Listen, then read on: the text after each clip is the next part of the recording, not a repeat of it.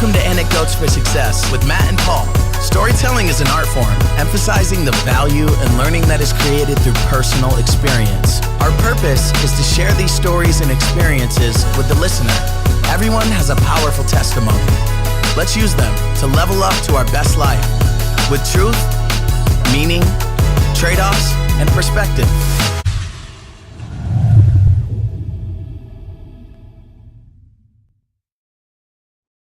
Big shout out to Isaac Mather for the new podcast intro. You can check Isaac's music out on all socials or directly at isaacmathermusic.com.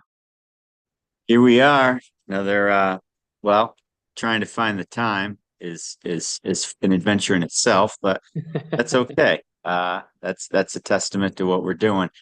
We started out with taking action in our little small business series, and it was about types of funding. And I just had a person reach out to me today and say that really motivated him. Not necessarily for any one way of funding, but to stop complaining and just go find the funding. Got it. Good. I'm glad to hear that. That's great. And in the meantime, keep grinding and make money too, because then that could help your funding. Maybe it's 2 years instead of 1 year or 3 years. Right. But to whine about it and not do it's not going to help you at all.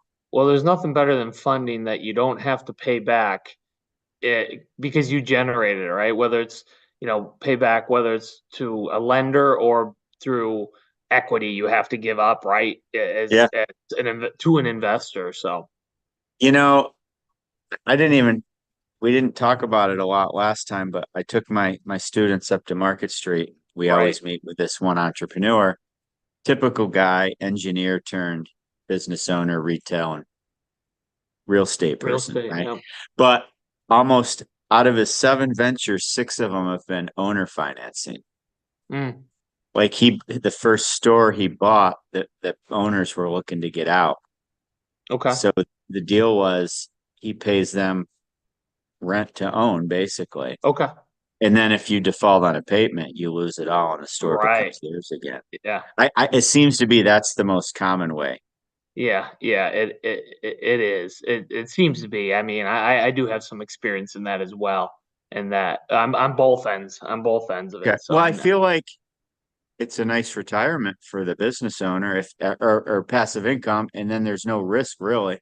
Yeah, it's got tax advantages. It's definitely got motivation for the buyer to make sure they're paying you. Otherwise, legally they're giving up that asset and all they've paid you into it. I mean, there's some real motivation there, and like you said, there's it's a nice kind of paycheck, if you will, that's passive for you. So I see a lot of I know a lot of people who prefer that when they're selling an asset for those types of reasons. Yeah, I would think. And then we met another business owner that worked at a place in high school, went away to school, got some experience, came back and did the same thing. But the common denominator was these people both knew the people taking over, trusted them. I mean, I guess trust, everybody has their own criteria, and it's probably not getting burnt like is the main one ever. But they were vested. They liked the place. They came back. Like it just, the kids' eyes lit up, and because he kept saying to the kids, you can start your own business sometimes by not even starting anything, just by taking something over. But it's going to take some commitment and time, Well, Paul, and that, and I know who you're talking about, of course, and good for him for bringing that up, because I forget what the statistic is, but I read it recently. The number of businesses that are looking to sell, because people are retired, they're at an age or whatever. The opportunity that exists out there, for businesses that you can look at 30 years of P&Ls or 20 years of P&Ls or whatever, and go like, my God, look at this business. I've just got to kind of keep running it as it is, or here's my other ideas or whatever the case may be. But this idea, and I've been talking about this since I started coming to your class, that entrepreneurship is, you're going to make the next Uber or the next Facebook or the next.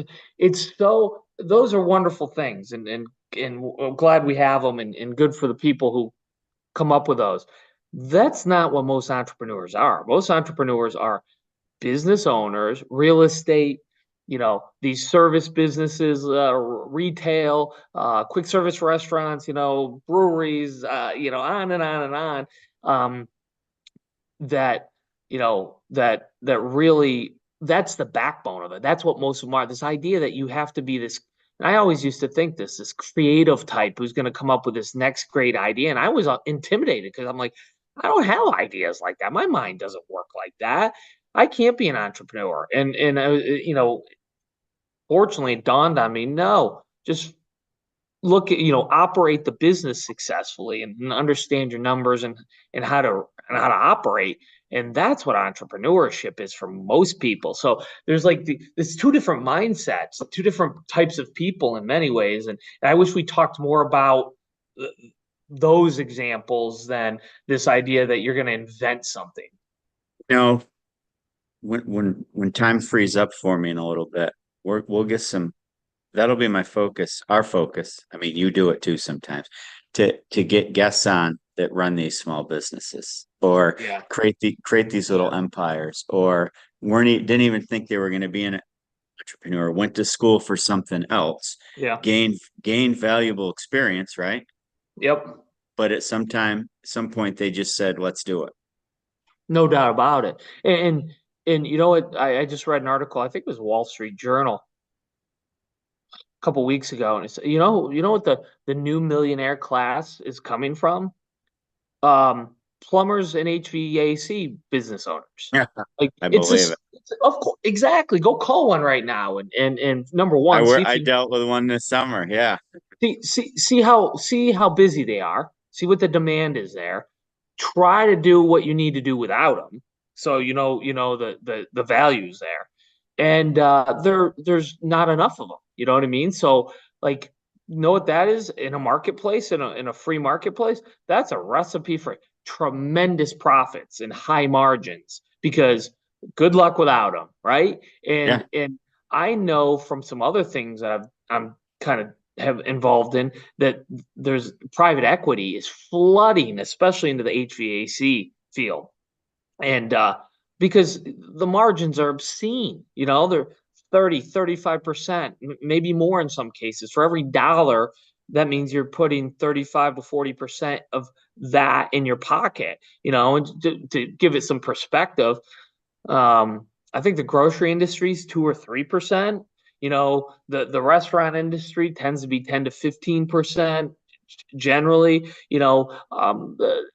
There's you can just Google it and look at margins, profit margins, because everyone thinks because you're selling something for $10 that all of a sudden that you're making $10, which you and I both know is completely absurd and far from the truth.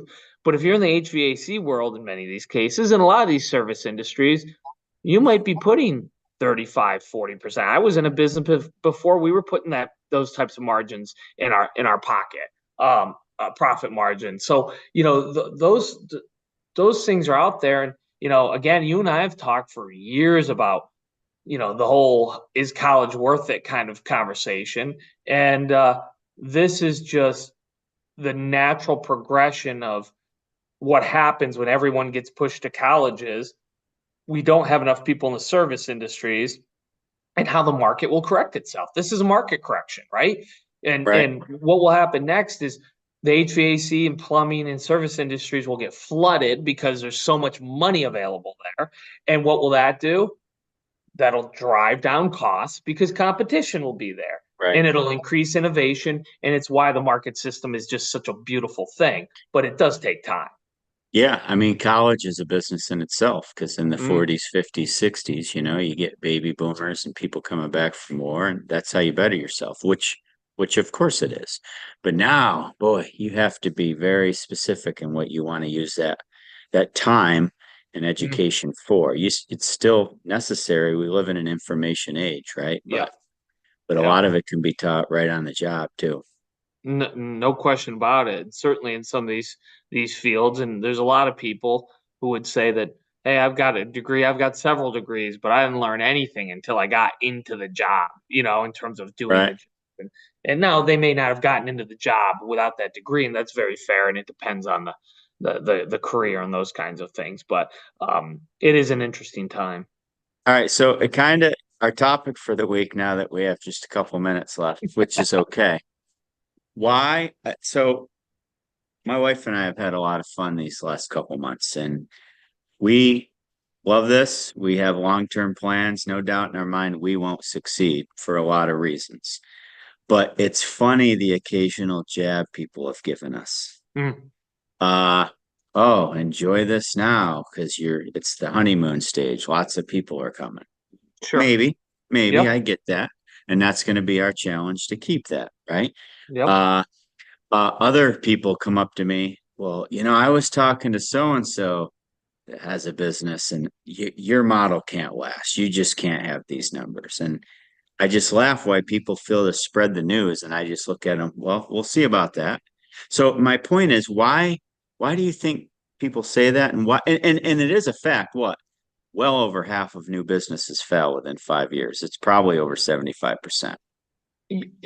So Yeah. so there's some truth to what they're saying. It could be Uh-huh. but why do they all fail? Well, I mean, it's number one on that list is maybe it's not number one, but it's up there as being over leveraged, right? It's too much debt. Yeah. It's carrying too much debt on something that, if you didn't have that kind of debt, I talked about the margins earlier, 35, 40% in some of these industries. And they vary. They're not set in stone by any means, but that's your margin before you pay your debt. So now let's just say you bought wow, things are great. Let's buy some new trucks and let's invest in more equipment, and let's, instead of renting a place, let's buy our own, and on and on and on and on. And all of a sudden, and this goes for any business, your margin, you still have to pay that debt down. So you can get swallowed up. Your business makes tons of money on paper from a P&L, but that P&L is not showing those loan payments because only interest would come off on a P&L. So you can look really healthy on a P&L and have no cash flow. Cash flow is king. My dad, 10 years old, my dad walking around the house telling me, Matt, cash flow is king. Cash flow is king. I'm like, Dad, shut up. I don't even know what you're talking about. And here I am, 39 years later, and for many years I go, my God, once again my dad was spot on.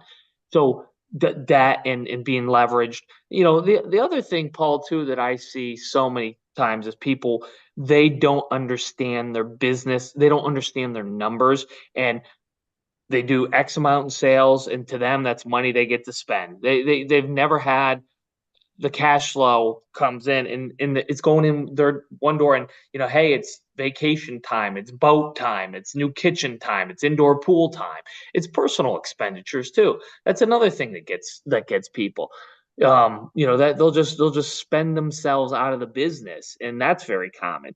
A third thing, Paul, is people just don't have this, and I'm thinking of a couple places in mind right now. They just don't have the resilience. Okay, they just don't know that these things take it's consistency, right? It's doing the right things day in and day out, day in and day out. There's no magic bullets, there's no lottery tickets. There is consistency and effort day in and day out, and that's what it takes, whether you're your business, my business, Walmart, Home Depot. I don't care who we're talking about. That's why processes are so important. So it's that consistency, and most people can't bring, they don't bring consistency, Paul. One of the problems of being an employee and then being your own business owner is, in many cases, not all, but many, you can coast for a week and not do anything, and your paycheck still shows up, right? You can blow off that customer, you can blow off that meeting. Hey, I don't like that person. I whatever. Who suffers? Not you. The business does, and you're not the business. Well, all of a sudden you are the business, and the way you turn people off with your attitude, the way you don't call people back, the way go, well, I'm not going in today, and I won't mop the floor tonight, we'll do it tomorrow, or what. Those things catch up to you. Most people have never had to be consistent day in and day out, never. And because they're in that position where, hey, the paycheck shows up every 2 weeks or whatever. Regardless, I might, I can coast a while. I'll be at work, but I'm at the water cooler or I'm on Facebook or whatever. As a business owner, it's about production. It's not about time, it's about production. Most people trade time for money. Businesses trade production for money. It's a totally different mindset. It's a totally different type of thinking and acting. And if you're not used to doing that and you're over leveraged and you treat your money like the money that comes in like it's yours, as opposed to make sure and everyone else gets paid first before you take what's left, you're doomed. Those are the reasons, Paul, most people don't survive. Repeat that for us again. Most people trade time for money. Then what did you say after that? But successful people, but very successful people, the people I want to emulate, what you're doing, productivity for money. It has nothing to do with time. It's about productivity. What are we producing here? How many customers are we driving through? How many are we serving? How much value am I giving? Most people don't go to work and go, how much value am I going to deliver today? When I go into my, job doing XYZ, whatever, how much value am I going to deliver to my employer, to the customer? No, they go in and they go, what's on my list to do? How little can I do and still get that paycheck? Path of least resistance. You don't do that, Paul. You go, how many customers do I have today? Just like I do. What value are we giving? Do we need to change out our products? Do we need to adapt our environment? What are they saying? What are they telling me? Either through their actions or non-actions or words, whatever it might be. What are they saying? You don't have to. This isn't picking on you as a teacher. It's just a good example. You've never had to do that as a teacher. Nope. Just show up. Look, you got the union there to protect your job. You show up and you teach the coursework. And some days you may be coming a little more motivated than others, but it doesn't matter because you're getting your paycheck. That luxury doesn't exist in our world. Right. And I'm so glad, because it's not a luxury. You don't get to become what you get to become when you have to trade productivity for money as opposed to time for money. No, and I think 4 out of 5 businesses, or 3 out of 5, whatever the number around is, half within 5 years. That fail. Mm-hmm. They don't fail because they weren't good ideas usually. No, not usually. Or they weren't set up to succeed. You're not going to get the funding for the most part if it wasn't a good idea or people didn't think you'd succeed. But it's all seems to be controllables, like the leverage, and you said the spending like it's your money, and the consistent action. They're all controllables. Now listen, you could have a pandemic come into town. Exactly. But it shouldn't be that many that fail. Right. Those are the exceptions, Paul. The idea that the reason, the restaurant or the bar or whatever failed is because the market changed so dramatically within those 5 years, or that's not it is. And it can happen. Of course it can happen. I mean, I've seen with my Subways, just some will pop and then disappear, like traffic patterns. And especially after COVID, we saw some movement. But the business overall doesn't. It's, are you doing the right things? Please, thank you. Keeping the place clean. Telling your customers thank you. Treating your employees right. All those kinds of things. Those are the things that are going to continue to drive you forward. It's not that all of a sudden people go, oh, wow, well, I really loved it there, but now there's a new place right over there, and that's my new hangout, and there goes 80% of your business. It's just unlikely. Right. Well, and that's why I laugh. Well, Paul, when people, I'm sorry to jump in. I've been talking to people. In many cases, not all, and I hate saying that because everyone should realize that it's never all of anything. I feel like I'm saying that to protect myself from something. I need to stop doing that. Like, people are very envious, and people see in you the thing that they didn't have the guts to do. And it's not your particular business in most cases. Right. It's the risk. It's the thought. It's the energy. It's the passion. Most people haven't seen passion in 30 years, Paul. They've lost all that. And know what they're going to do? They're going to try to make sure that you're going to feel a little bit of the pain they feel when they drive up and they see you doing something that they know they could have done had they been willing to put in the effort, but they weren't. That's what I But believe. no, and that's why I just laugh, because at the end of the day, those people don't know me, and that's why I'm not worried about failing. I mean, I shouldn't say that. We worry about it every day, but that's Just why like we're I do. checking our. That's why I'm checking my numbers every Yeah, day. exactly. I worry about failing every day. I got people I love and people I don't want to let go. It's Right, not because I feel like I'm failing. right. That's yes. It's because that's what I need to do in order to continue to succeed. Yep.